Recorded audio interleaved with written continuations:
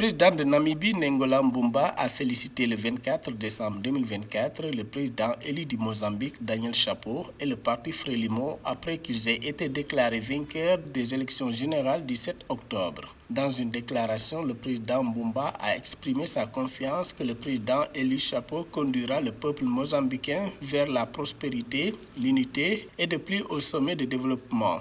Le président namibien affirme que l'histoire commune entre la Namibie et le Mozambique, forgée au cours de la lutte pour la libération, a toujours fourni une base solide pour renforcer la coopération économique.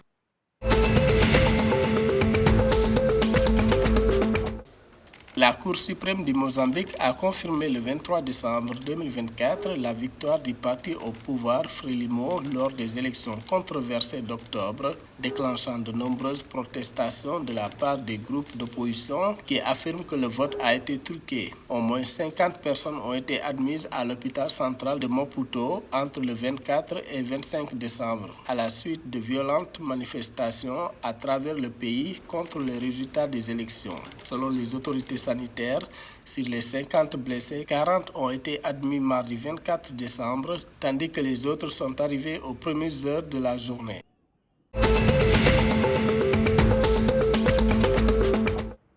Au Zimbabwe, le gouvernement prévoit une croissance économique de 6% pour 2025.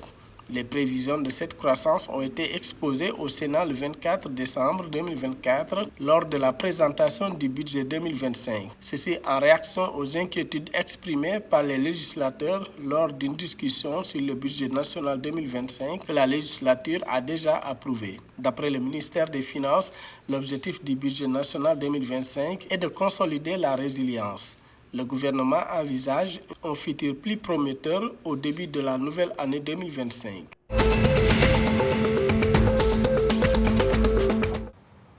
En Afrique du Sud, les automobilistes sont invités à se conformer au code routier sous peine d'emprisonnement.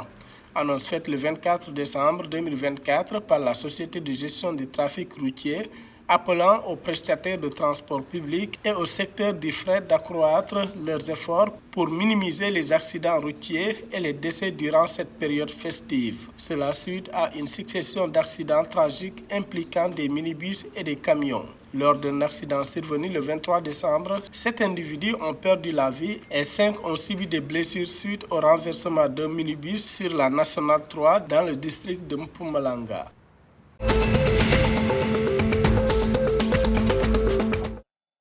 Le futsal et le football de plage sont les priorités de la nouvelle direction de la Fédération angolaise de football FAF dirigée par Alves Simoes, investi le 22 décembre 2024 à Luanda pour le mandat 2024-2028. Alves Simoes, qui s'exprimait à l'occasion, a défendu la nécessité de massification et de développement des deux disciplines afin qu'elles bénéficient d'une plus grande attention.